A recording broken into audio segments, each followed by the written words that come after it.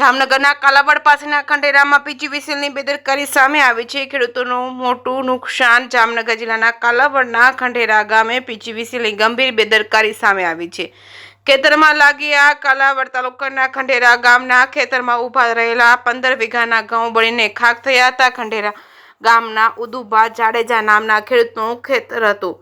ખેતર ઉપરથી પીજીવીસીએલની service line હતી અને ત્યારે અચાનક શોર્ટ સર્કિટ થતાં ઇલેક્ટ્રિકનો ચાલુ વાયર ખેતરમાં ઉભેલ 15 વીઘાના ઘઉં પર પડ્યો હતો। વાયર પડતા ખેતરમાં આગ લાગી હતી। ઘઉં ઉપર પડતા સંપૂર્ણ ઘઉં બળીને ખાખ બન્યા હતા। પીજીવીસીએલની બેદરકારીના લીધે ખેડૂતોને મોઢે આવેલો કોળિયો છીનવાઈ ગયો હતો। ખેડૂતોને મોટું નુકસાન વેઠવાનો વારો આવ્યો હતો। મળતી માહિતી મુજબ વારંવાર પીજીવીસીએલના અધિકારીઓને રજૂઆત કરવા છતાં ગંભીરતા ન લેતા આ ઘટના બની હોવાનું જાણવા મળ્યું હતું।